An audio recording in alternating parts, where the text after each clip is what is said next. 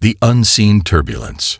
Sundar Pichai leaned back against the leather seat, gazing through the oval window of the private jet. Thousands of feet below, the earth stretched out like a patchwork quilt. Cities, rivers, mountains, life in miniature. It was meant to be a straightforward trip, a quick visit to a technology summit in Tokyo, followed by a quiet meeting with young entrepreneurs in Singapore. Routine, as routine could be. But life, Sundar often mused, had its way of weaving the unexpected into the ordinary. He closed his laptop, having reviewed the final notes for his keynote address, and allowed himself a rare moment of rest. The hum of the engines was comforting, a soft vibration that lulled him into a light meditation. Outside, the sun was beginning to set, casting the clouds in gold and lavender hues. It was in that moment of fragile peace that the first jolt came. At first, it felt like a simple pocket of turbulence, the kind any frequent flyer would barely register, but the second jolt was stronger. Coffee cups rattled violently. Papers slid from the table. Sundar's senses sharpened instantly. The pilot's calm but urgent voice crackled through the intercom. "Ladies and gentlemen, we are experiencing some unexpected weather disturbances. Please remain seated with your seatbelts fastened." Sundar tightened his belt and closed his eyes for a moment. Breathe in, breathe out. He thought about his family, his team, the millions of people around the world whose lives were somehow touched by the technology he helped create. Responsibility sat heavily on his shoulders, more profound than titles or public appearances. This wasn't just about survival. It was about leadership, even at 35,000 feet. Suddenly, the plane dipped. Alarms blared in the cockpit. Sundar heard rapid, clipped communication between the pilot and co-pilot. They spoke in aviation jargon, but the message was unmistakable. They had a problem. A serious one. Within minutes, the plane lost altitude sharply. Passengers gasped, grabbing armrests and looking around in silent panic. A few rows behind him, a child whimpered. Sundar turned, catching the eye of a terrified mother. He smiled gently, reassuringly, even if he didn't feel entirely confident himself. Leadership, he remembered, was about calm in the face of storms. The chief flight attendant hurried down the aisle. "Mr. Pichai, the captain requests a quick word." Sundar rose, steadying himself against the swaying fuselage, and followed her to the cockpit. Captain Davis, a grizzled veteran of 25 years, turned in his seat with a grim expression. "Sir, we've got a situation. One of our engines has lost pressure. We're diverting to the nearest airfield in Okinawa. But the weather ahead—" He hesitated, a flicker of worry in his usually impassive demeanor. "It's rough. Real rough." Sundar nodded. He understood risk. He understood stakes. This was no longer just a matter of delay. This was a fight for safety, perhaps even survival. "What do you need from me?" Sundar asked simply. Captain Davis exhaled slowly, admiring the calmness in his passenger. "We need calm. We'll need everyone buckled in, prepared for possible rough landing. Maybe worse." Sundar's heart pounded against his ribs, but he kept his voice even. "I'll help," he said. When he returned to the cabin, he didn't sit down immediately. He walked the aisles, speaking softly to passengers, helping fasten seatbelts, offering a kind smile where fear reigned. He spoke to the cabin crew, encouraging them to maintain their professionalism. There was no speech about "everything will be fine," because Sundar knew real leadership respected honesty. Instead, he simply radiated steadiness, letting his presence reassure others where words could not. As the jet plunged through storm clouds, lightning crackled outside. Every bump and dip felt magnified by the fear in the cabin. At one point, the plane banked sharply, and a collective scream rose from the passengers. Sundar grabbed onto a seat and pulled himself upright, motioning for everyone to stay seated. The minutes dragged endlessly. Finally, the voice of Captain Davis returned. "Brace for landing. Brace position, please." The flight attendants repeated the instructions. Sundar helped an elderly man bend forward, positioning his head between his knees. He met eyes with the frightened mother again and whispered, "You're doing great. Just breathe with me." The runway appeared out of the mist, a thin gray line of hope amid the swirling chaos. The jet descended fast, faster than it should have. Sundar clenched his fists, forcing himself to stay calm. He thought of his mother back in Chennai, who had once told him that when life storms came, you don't fight the wind. You anchor yourself, and you wait. Touchdown. The tires screamed against the wet tarmac. The plane fishtailed dangerously, veering left, then right. For one terrible second, Sundar thought they would skid off into the fields. But the pilots wrestled control back. The jet slowed, the screech of the brakes deafening. Finally, after an agonizing eternity, they came to a halt. The cabin erupted in cheers, sobs, prayers. Sundar sat back, trembling, his muscles aching from the tension. He looked out the window and saw fire trucks racing toward them, their flashing lights slicing through the gloom. They were safe, alive. But something deep inside Sundar had shifted forever. This wasn't just a flight gone wrong. It was a message. Life could change in a second. Leadership wasn't about strategy or speeches. It was about presence, about courage when no one else could find their own. As he stepped onto the rain-soaked runway, breathing the heavy, blessed air of the earth again, Sundar Pichai knew he had a choice to make. He could return to life as usual, or he could change and inspire others to do the same. The awakening on the ground. The rain fell heavily on the tarmac, each drop striking the earth with a force that mirrored the rapid beating of Sundar's heart. The emergency crews rushed around the plane, inspecting every inch for damage, their figures blurring into the gray backdrop of the Okinawa night. Passengers huddled together near the terminal building, some wrapped in blankets offered hastily by airport staff, others speaking rapidly into phones, eager to hear a familiar voice to anchor them after the terrifying descent. Amidst the chaos, Sundar stood quietly, his arms crossed loosely, his mind turning over thoughts that had begun to root themselves during those agonizing moments in the air. The warmth of survival spread through him, but so did a realization more profound and unsettling. Life at the top, the life he had carefully built with every sleepless night, every sacrificed comfort, was brittle. It was brilliant, but brittle. He watched an elderly man, the same one he had helped brace for landing, speaking animatedly to a group of younger passengers. His voice, thick with emotion, carried over the wet wind, recounting tales of other storms survived, other near tragedies turned triumphs. It was not technology or titles that gave him strength. It was something far deeper, something Sundar suddenly craved to understand more fully. He knew he could not let this moment pass like a forgotten nightmare. No, this was not merely an interruption to his schedule. It was a crossroads that demanded a choice. Inside the terminal, a temporary shelter had been set up. Airport staff served hot tea and rice balls. Blankets and dry clothes were handed out with quiet efficiency.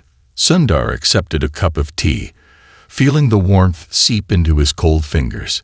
He found a corner away from the bustle and sat down heavily on a plastic chair, allowing himself for the first time to simply sit without planning, without solving, without racing ahead in his mind. Across from him, a young boy with wide, tear-streaked eyes clutched a stuffed bear to his chest. His mother, the same woman Sundar had reassured during the flight, knelt beside him, whispering softly in his ear. Something in that small scene broke through the layers of Sundar's professionalism, his decades of meticulous control. He realized he had spent much of his adult life focused solely on the external: achievements, goals, metrics, expansion. Yet, sitting there, breathing the same storm-soaked air as all these strangers, he understood with a clarity that both pained and liberated him. What truly mattered could not be measured on a quarterly report or a shareholder's chart. What mattered was connection, resilience, human spirit. And perhaps he had been so busy ascending that glittering ladder of success that he had nearly missed the ground beneath his own feet. The hours dragged by, Flights were canceled, hotels were booked solid, and the storm showed no sign of relenting. The atmosphere in the terminal shifted slowly from frantic to resigned.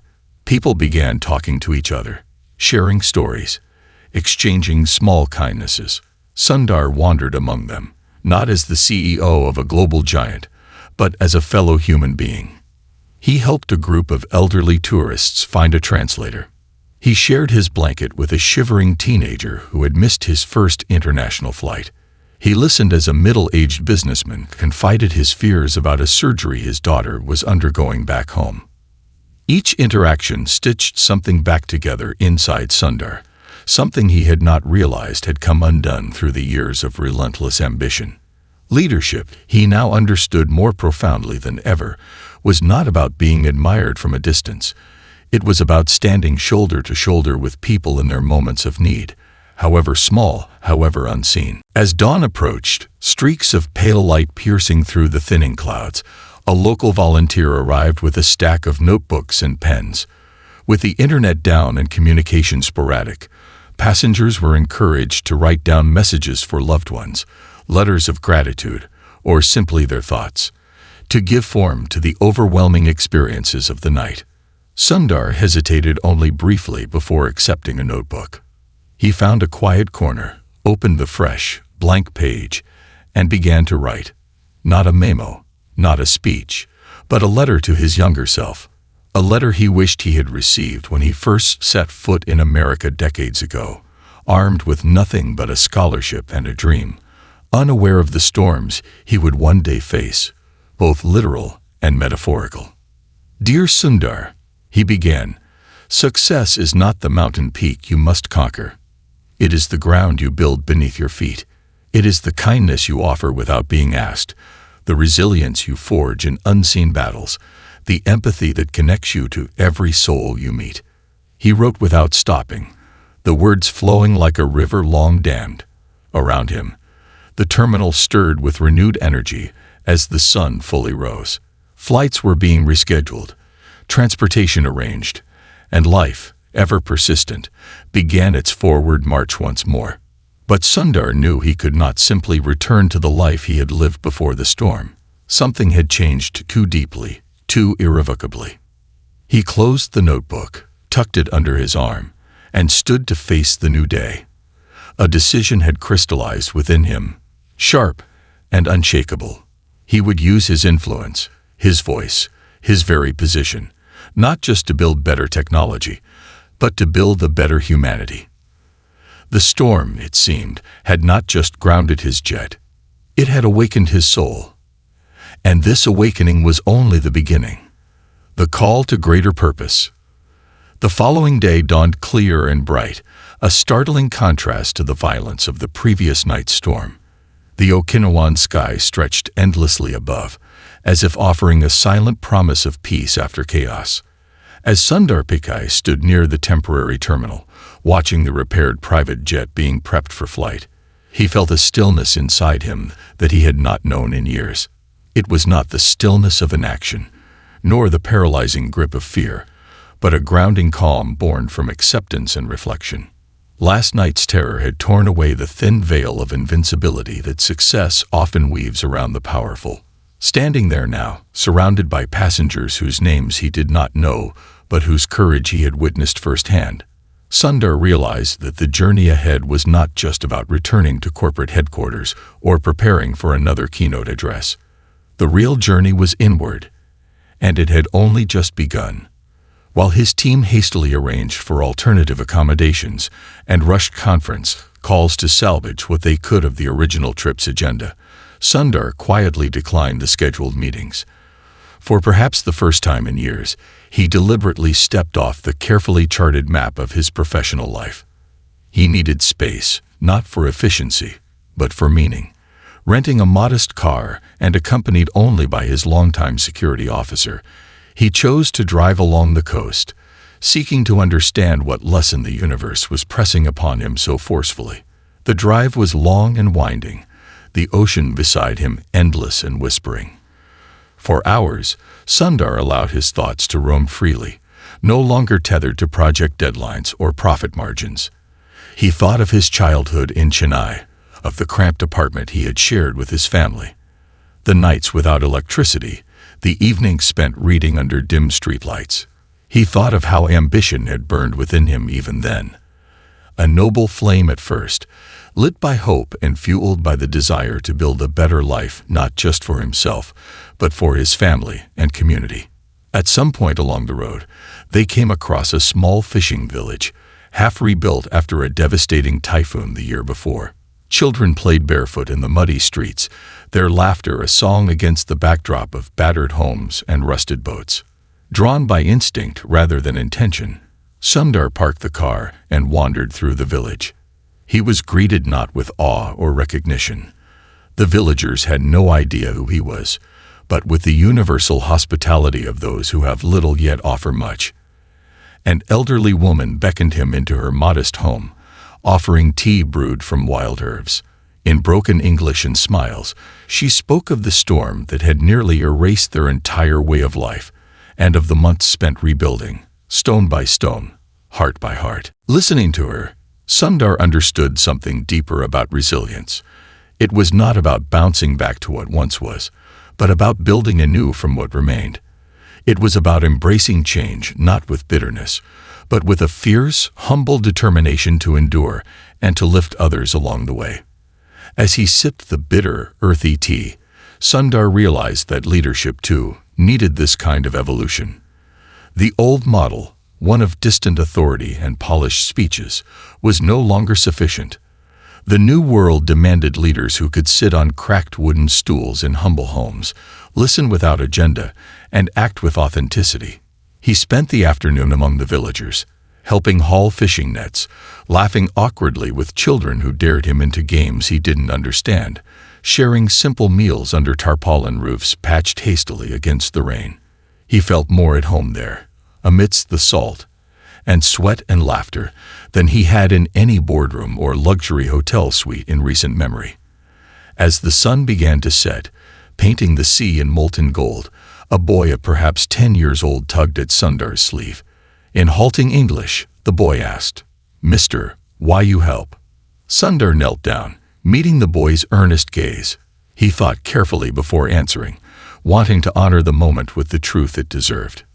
"Because once," Sundar said slowly, "I was helped too. And because helping is how we remember who we are." The boy smiled brightly, the innocence of his gratitude more valuable than any award Sundar had ever received. In that moment, a new mission crystallized in Sundar's heart, clear and undeniable. He would not abandon his work, but he would reshape its purpose. Technology would not merely be a tool for profit or convenience. It would be wielded deliberately to build resilience, to empower communities, to lift voices that had long been silenced or ignored. Innovation, he now believed, should not be measured solely by speed or scale, but by the depth of its humanity. When Sundar finally returned to his car late that evening, his notebook, the one he had filled with thoughts during the airport lockdown, grew heavier in his hands. He knew that within its pages lay the blueprint for his next chapter, not a business strategy, but a life philosophy. Before starting the engine, he paused, opening the notebook to a fresh page. In the dim glow of the dashboard lights, he wrote a single sentence: "Lead not by climbing higher, but by lifting others with you." The storm had stripped away the superficial. It had shattered the illusion that titles or accomplishments alone could sustain a meaningful life.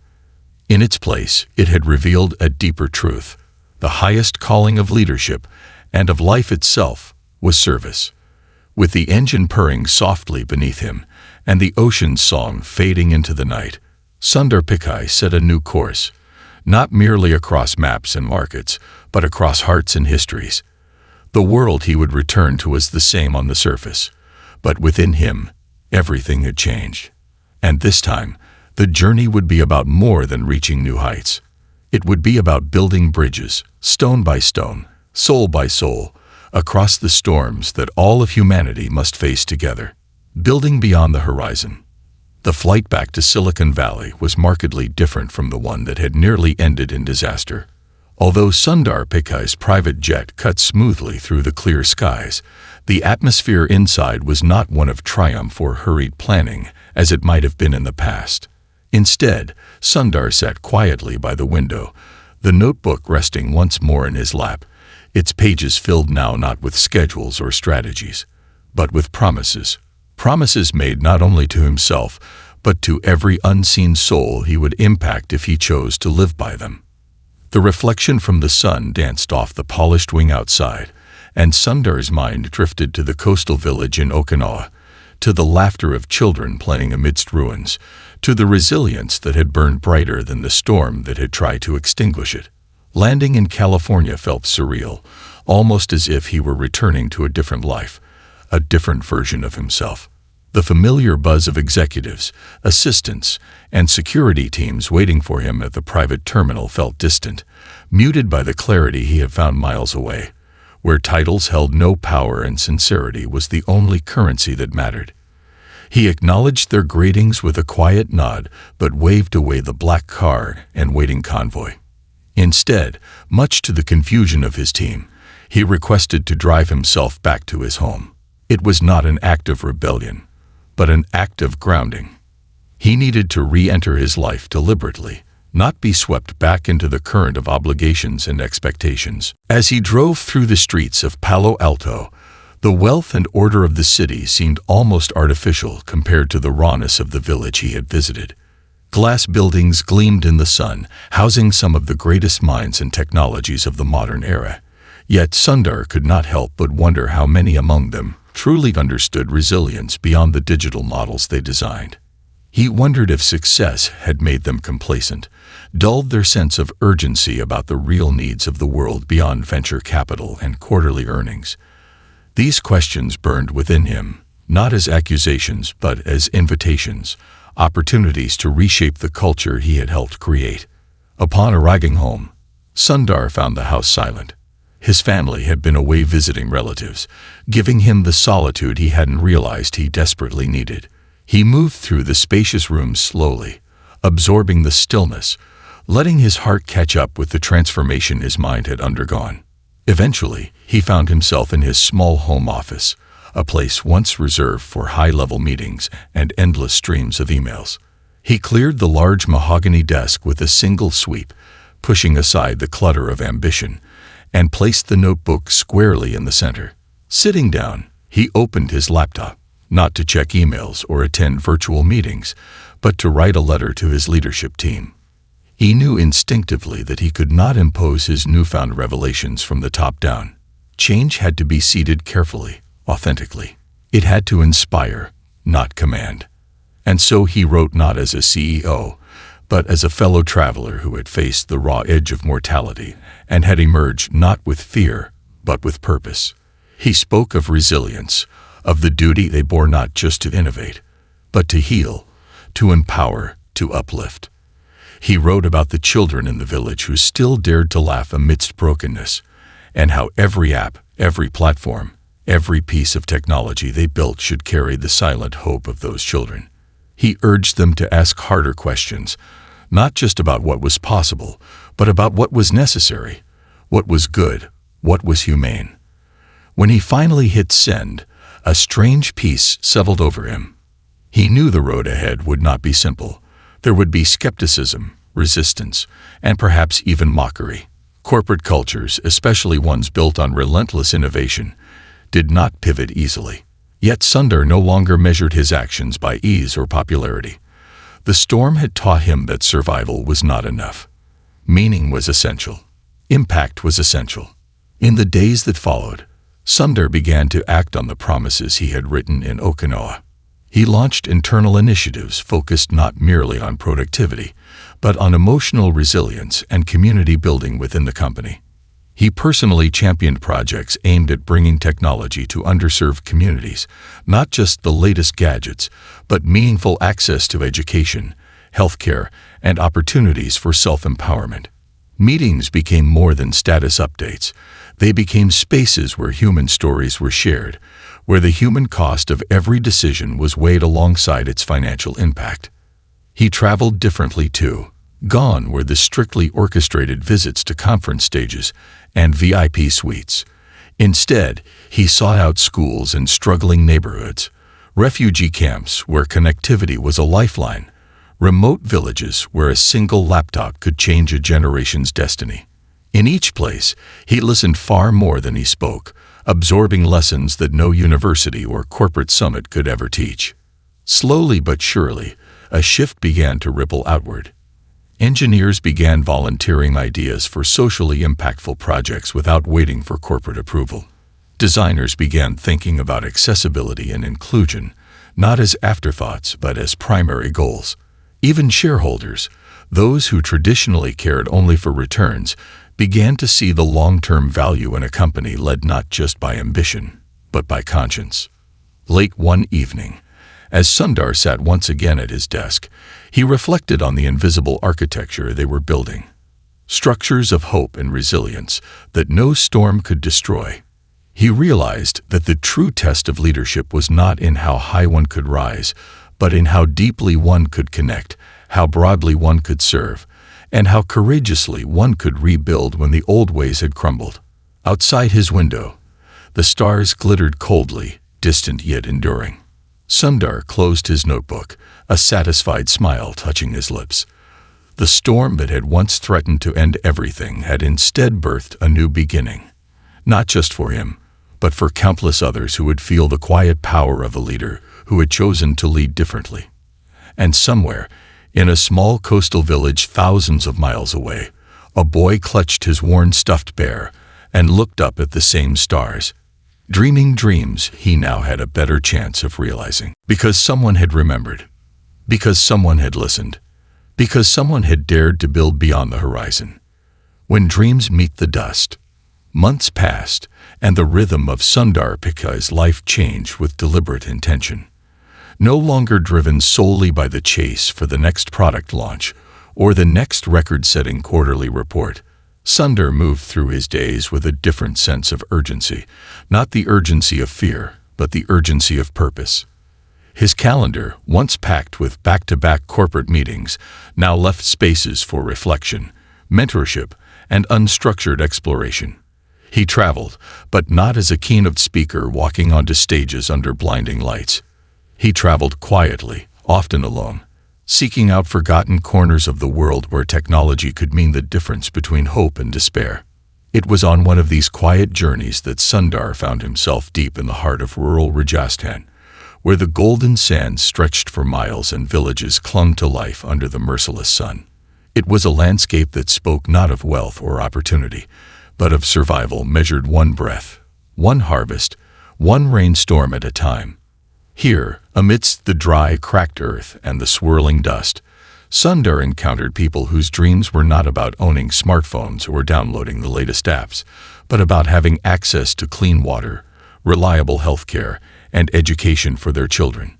Sitting cross-legged under a large neem tree, Sundar listened as villagers told their stories. Voices steady, but heavy with the weariness of years spent fighting for the basics that many in the cities took for granted. A teacher named Anayat described how she taught children using a single outdated computer, its screen flickering, its memory barely functional, yet it was a lifeline, a tiny portal to the larger world beyond the endless dunes. Anayat's determination was breathtaking. Her dreams were stitched together not from wealth or convenience, but from raw, stubborn hope. As he listened, Sundar realized that all the technology he had helped to create, all the sophisticated systems and sleek devices, would mean nothing if they could not reach places like this, if they could not bridge the yawning chasm between the connected and the forgotten. He understood now that the real battleground for the future was not in boardrooms or tech expos, but in dusty villages and crowded urban slums where the human spirit still fought for dignity. It was not enough to celebrate how far they had come as an industry. They had to reckon with how far they still had to go. Determined to act, Sundar spent the next several days meeting with local educators, farmers, and healthcare workers. Together, they mapped out the most critical needs: solar-powered connectivity hubs, affordable durable devices, localized learning platforms that could function offline, telemedicine units that could link villagers to doctors hundreds of miles away. These were not glamorous projects that would earn headlines or awards, but they were vital, and they ignited something in Sundar's heart that no stock price ever could. Returning to Silicon Valley, Sundar carried with him not just a list of ideas, but a living, breathing mandate. He convened a special team, handpicking engineers, designers, and strategists who shared his vision of meaningful innovation. He challenged them not to think bigger in terms of size or revenue, but to think deeper, to imagine technology as a tool for healing the fractures of society, for restoring dignity where it had been stripped away by poverty, geography, or neglect. He spoke of Anaya and her classroom beneath the neem tree, of the children whose futures flickered as precariously as that old computer screen. The team, inspired by Sundar's passion, responded with a level of creativity and urgency he had not seen in years. They developed rugged, solar-powered educational tablets preloaded with locally relevant content. They designed mobile health units that could traverse deserts and jungles, connecting patients with doctors through simple, durable communication networks. They created modular tech hubs that villages could adapt for education, business, or healthcare, depending on their most urgent needs. These projects were not massive revenue drivers, and Sundar knew they might be criticized by traditional analysts as distractions from the company's core business. But he no longer measured success by the same metrics. As the initiatives launched, Sundar made it a point to visit the first villages where the technology was deployed. He returned to Rajasthan, stepping once again into the golden dust under the vast blue sky. This time, he carried with him not just promises but tangible hope. He sat once more beneath the neem tree, watching Anaya's students crowd around the new tablets, their faces lit not just by the glow of the screens, but by the illumination of possibility. Children who had once seen the world only as far as the horizon of sand now explored distant planets, solved math problems, and learned about civilizations they had never imagined existed. The change was not instant, and it was not complete. Challenges remained: electricity outages, network instability, cultural barriers. But Sundar saw firsthand that progress was possible, even in the most inhospitable of places. And more importantly, he saw that dignity could be restored not by charity alone, but by empowerment, by giving people the tools to carve their own paths forward.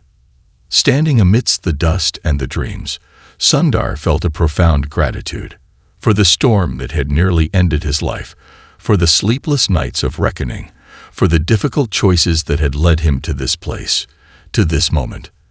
The journey had not been easy, nor had it been straight. It had demanded that he tear down parts of himself he once thought essential.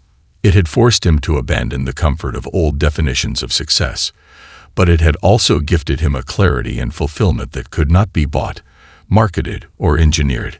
As he prepared to leave the village, a group of children ran after his vehicle, waving and shouting words he could barely hear over the roar of the engine. He turned to look back, and in their bright, eager faces he saw not just gratitude, but expectation.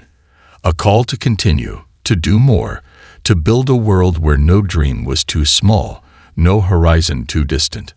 And Sundar Pichai, once merely an architect of technologies, now vowed to be a builder of futures.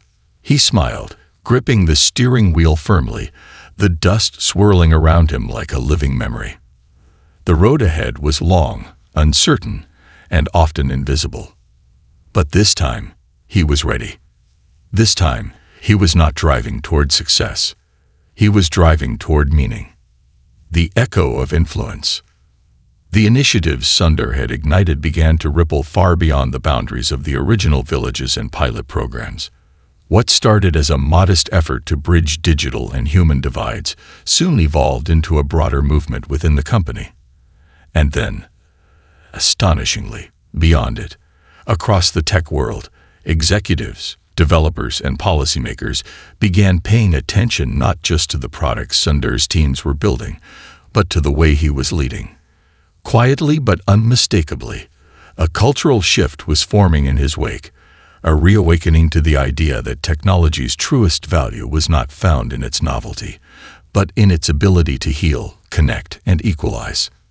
Internally, however, not everyone welcomed the transformation. As with any institution driven by performance metrics and investor expectations, there were voices of concern, resistance, even subtle rebellion. Some board members questioned the profitability of investing in untested rural markets, while a few veteran executives wondered if Sundar's focus on humanity had diluted the competitive edge that had once defined the company's global dominance. In private meetings and hushed conference rooms, conversations unfolded about mission drift, about whether the soul of a publicly traded technology company could coexist with the spirit of humanitarianism. Sundar faced these undercurrents with calm honesty. He understood the tension well. He had once lived in its center, believing he could balance empathy with efficiency, that vision and valuation could always coexist. But now he knew the truth was more complex. There would be trade-offs. There would be moments when the more ethical path would cost more, when doing the right thing meant missing a short-term target. Yet he also knew something far more powerful. That leadership was not about avoiding discomfort. It was about facing it with courage, with clarity, and above all, with unwavering conviction. He called a global summit, not one filled with flashy product launches or celebrity endorsements, but one centered around a single theme: impact over impression. Attendees came expecting strategy and announcements, but what they encountered was different. Sundar walked onto the stage, not in a designer suit, but in a simple gray shirt and jeans, holding in his hand the same notebook he had begun during that fateful night on the runway in Okinawa. Instead of slides, he spoke from memory and from the heart. He told the story of the storm, not just the physical one, but the spiritual one. He spoke of fear, of humility, of the elderly woman who had served him tea in a broken home, of the barefoot children in Rajasthan who had taught him more about ambition than any boardroom had ever done. He didn't speak of market dominance or user acquisition. He spoke of dignity. He didn't project forecasts. He offered a question. What if the future we are building leaves behind the very people who need it most? He asked everyone in the room, and everyone watching live across the globe, to consider their legacy not in terms of patents or profit margins, but in terms of lives uplifted. The room, initially skeptical, grew silent. Some executives shifted in their seats, uncomfortable. Others stared down at their hands, lost in thought. But many, especially the younger generation of engineers, designers, and visionaries, felt something stir within them, something long dormant, a sense of calling, a sense that their work could be more than innovation, it could be redemption. From that moment on, Sundar didn't just lead a company, he catalyzed a movement. Partner organizations emerged organically. NGOs reached out.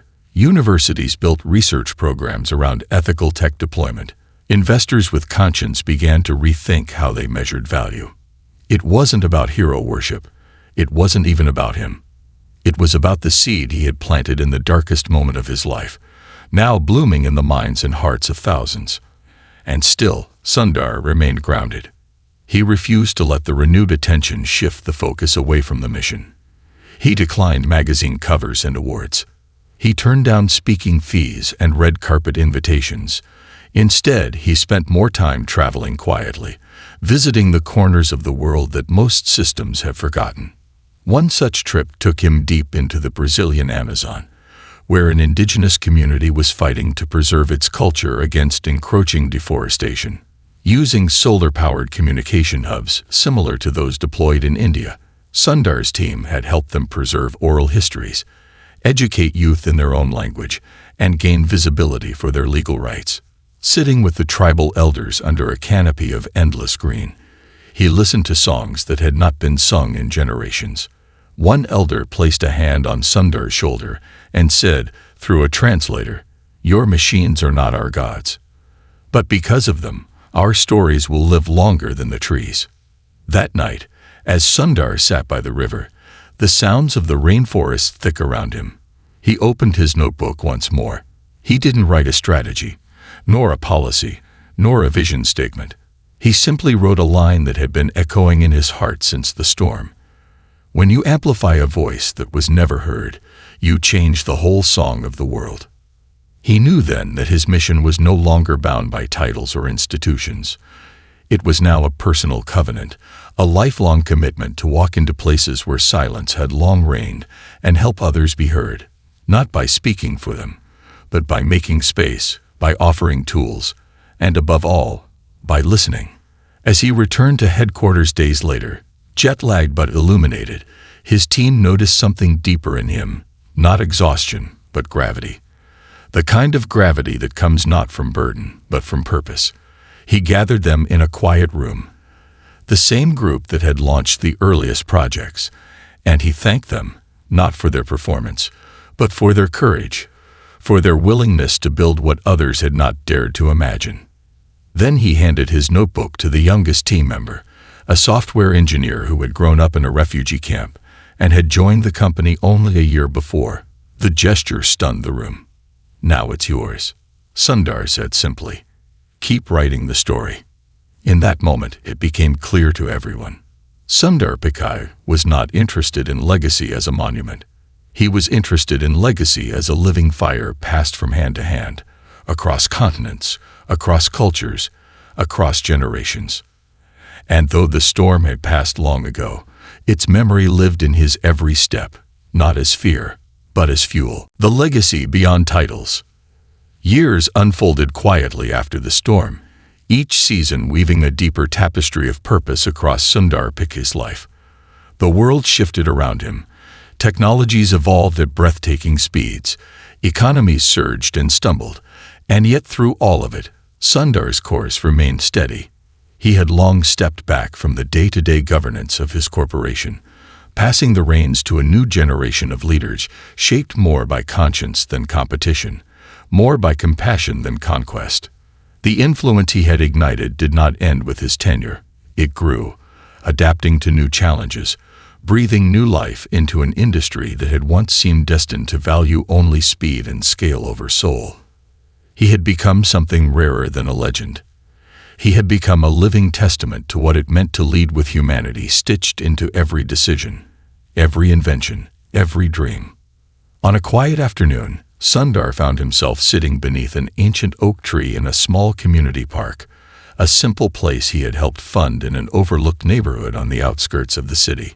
He sat alone, the rustle of leaves and the distant laughter of children his only company, the worn leather notebook resting once again in his hands.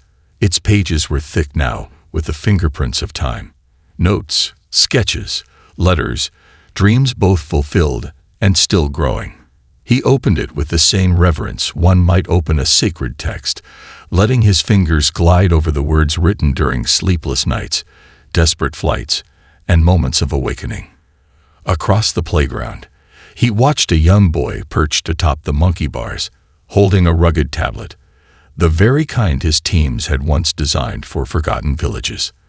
The boy was recording a short video, animatedly explaining how he wanted to solve the problem of food waste in his city. Sundar smiled, recognizing the fierce, unshaped energy of purpose in the boy's eyes. In that moment, he understood something profoundly beautiful. The seeds they had planted were blossoming far beyond any place Sundar could ever personally visit. The movement had outgrown him, and that was precisely as it should be. True leadership, he realized, was not about being remembered. It was about ensuring others could move forward even after you had long since stepped aside. Later that evening, Sundar returned to his modest home, a place filled not with artifacts of wealth, but with tokens of journeys made, faces encountered, lives touched. Photographs of classrooms in remote mountains, letters from rural doctors thanking him for connectivity that saved lives, hand-woven crafts gifted by villagers whose languages had been preserved through the tools his teams had built, all reminders that success could no longer be measured in personal accolades, but in shared awakenings. As twilight deepened into night, Sundar sat at his desk, the familiar notebook before him, a blank page waiting. He hesitated only a moment before writing, not in the voice of a CEO, not as a public figure, but simply as a man who had once been a boy with a dream bigger than his circumstances. If the storm had not come, I might have remained asleep within my own ambition, But in its roaring silence, I remembered, we are all passengers on the same fragile journey. The real measure of our lives is not the height we achieve, but the hands we lift, the voices we amplify, and the hope we leave blooming in the fields where once there was only dust. He closed the notebook gently, placing it on the shelf alongside a few cherished books and artifacts. There was no audience for this final entry, no viral announcement, no headlines waiting to crown him again.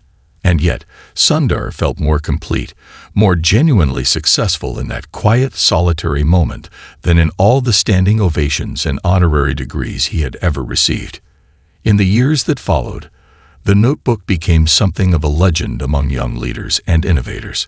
Passed hand to hand, it inspired new projects, new dreams, new definitions of success. Its pages became a map for those willing to lead not by dominance, but by decency, not by speed but by significance. Some of the words were quoted at graduations, carved into memorials, even taught in leadership courses across continents. But Sundar never sought recognition. His greatest pride came not from seeing his name attached to these movements, but from watching the sparks he had nurtured set fire to the imaginations of people he would never meet. In his final public appearance, a rare and modest gathering of social innovators, Sundar stood on a small, unadorned stage in a school auditorium. He spoke only briefly, his voice steady, aged slightly by time, but undiminished in clarity. Leadership is not a path you walk to be seen. It is a bridge you build so others may cross where there was once only a chasm. It is not in how loudly your name echoes after you leave, but in how many lights you left burning to guide those who follow.